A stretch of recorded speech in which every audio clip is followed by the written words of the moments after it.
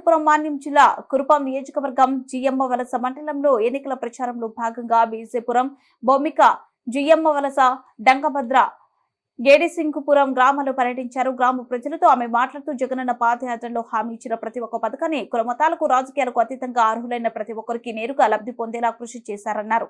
అలాగే ప్రజలు సంబంధిత కార్యాలయాల చుట్టూ తిరుగుతూ సమయాన్ని, ధనాన్ని, సహనాన్ని కోల్పోకుండా తమ యొక్క అభ్యర్థులను తొందరగా పరిష్కరించే సచివాలయ వ్యవస్థను తీసుకొచ్చారని గుర్తు చేశారు. పేద ప్రజలు, బడుగు బలహీన వర్గాల మైనార్టీల సంతోషంగా అభివృద్ధి పథంలో నడవాలంటే రానున్న ఎన్నికలో తమ అమూల్యమైన ఓటును వైఎస్ఆర్సీపీ ఫ్యాన్ గుర్తుపై వేసి రాష్ట్రానికి జగన్మోహన్ రెడ్డి మళ్లీ ముఖ్యమంత్రిని చేయాల్సిన బాధ్యత మనందరిపైన ఉందని పిలుపునిచ్చారు.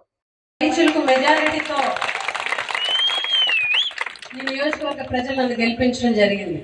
ఈ రోజు 2024 సార్వత్రిక ఎన్నికలు వచ్చాయి. మేము ప్రతి గ్రామం కూడా వెళ్తున్నాం.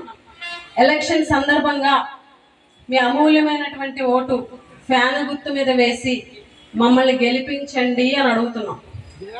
ఒక ధైర్యం ఉండాలి. ఎందుకనంటే 2019లో మీరు ఓట్లేసి గెలిపిస్తే ఎమ్మెల్యే అయ్యాం. 2019లో ఈ రాష్ట్రంలో ఉన్నటువంటి ప్రజలందరూ ఏకపక్షంగా ఓట్లేసి గెలిపిస్తే జగనన్న సీఎం అయ్యారు.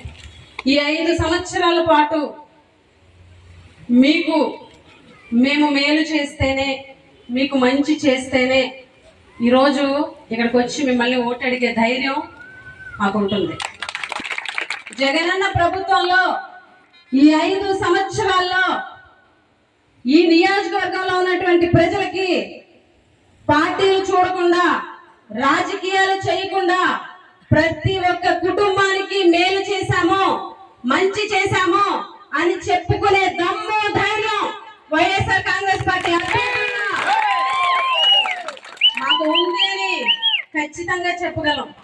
ఎందుకనంటే ఈ 5 సంవత్సరాల పాటు జగనన్న ప్రభుత్వంలో మేము పార్టీలు చూడలేదు, రాజకీయాలు చేయలేదు. తెలుగుదేశం పార్టీ అయినా సరే, మాకు ఓటు వేయకపోయినా సరే, ఏ పార్టీ అయినా సరే వాళ్ళకి అర్హత ఉంటే చాలు, వాళ్ళు అర్హులైతే చాలు అని ప్రతి ఒక్కరికి లబ్ధి చేకూర్చినటువంటి ప్రభుత్వం జగనన్న ప్రభుత్వం.